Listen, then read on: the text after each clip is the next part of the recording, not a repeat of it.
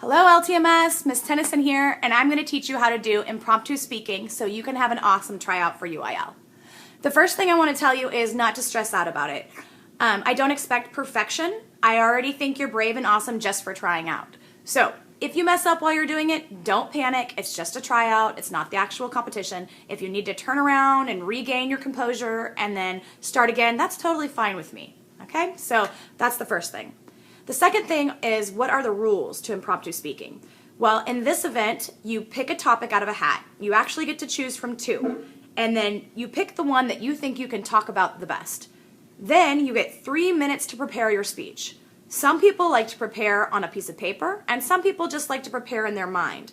The reason people do or do not want to write down their preparing is because when you do the speech, you don't actually get to hold any papers in your hand. So anything you wrote down, you have to remember anyway. That's why some people just like to try and remember the speech instead of trying to write anything down at all. Now, other people like to write short one-word things. So let me show you the format so you can get an idea of what I'm talking about. So this is a format page for how to plan your speech. It's almost exactly like writing a good paper. In every good paper, you have the topic statement, and you have a conclusion statement, and you have the middle body part of the paragraph where most of the meat and potatoes are. In an impromptu speech, it's also important to start your speech with an attention getter, something that's going to make your audience pay attention to you. You don't want to bore your audience straight from the beginning, or they're not going to remember your speech. So it should go something like this. Attention getter, then tell me what you're going to talk about with the 3 supports you're going to use to talk about it. Then tell me your reason number 1 and support it with details. Then go into your reason number 2 and support it with details. Then go into your reason number 3 and support it with details. Remembering your details is the hardest part. Sometimes you forget them and you have to just make them up on the fly. The last part is to do a conclusion statement that wraps it all up and ties it all together and reminds your listener what your speech was all about. So, just like I said, it's kind of like a paper. You will not get this paper when you're actually at the competition, but you can have it during tryouts and during practice, and you'll learn to do it awesome, and then you won't even need the paper. Another thing you need to know is how you'll be graded. So this paper is somewhere around you. Grab one and look at it. It tells you all of the things I'm looking for as I grade your speech. And I'll be rating you 1 to 5, and then all the people that try out, I'll compare their scores, and I'll pick the top 4, and that's who'll make the team. 4 6th graders, 4 7th graders, and 4 8th graders. Okay, so now I'm going to do an example speech for you. And remember, I've been doing this for a long time, so your speech probably won't be as good at this because you haven't been practicing it for forever. But after practicing, you'll be awesome. So, here we go. Hey, there I am. Okay, my speech today, I'm going to pretend I picked the topic, blank is the best color because. So, in my mind, I'm thinking, can I talk about this topic? What do I know about red? And I'm thinking about all the things I could talk about. And I want to pick red because red is the color that's my favorite color, so that's the one that I actually connect to. If you wanted a different color, you would just choose what you want, and then you would write your speech or plan your speech around your color. So, are you ready for an example speech? Here we go. Remember, I'm going to start with an awesome opener because catching their attention is the most important part. So, stop! What color do you think of? Red.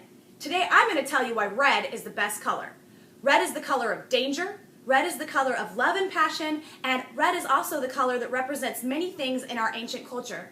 So, let me tell you why red is representing danger. Red represents danger because imagine that you go to a fruit on a bush in the wild, and you think, I'm going to eat this fruit, and you reach for it, and it's red. What is that fruit telling you? It's telling you, there's danger, don't eat me.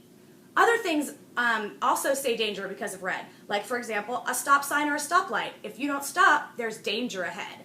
Red is a very expressive color. So when we see it, we know to pay attention to it. That's why it's great for indicating danger. Secondly, red is awesome because it represents love and passion. If you think about if your love were to give you a flower, what flower color would they probably pick? Probably a red rose because red represents love. Think about the Valentine's cards you might give or receive on February 14th. What color are they going to be? Probably red or a shade of red, like pink, because red represents love.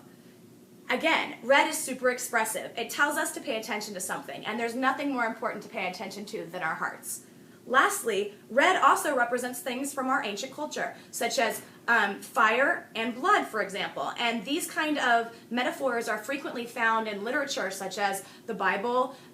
There's lots of references to red fire and red blood, and also in historical context.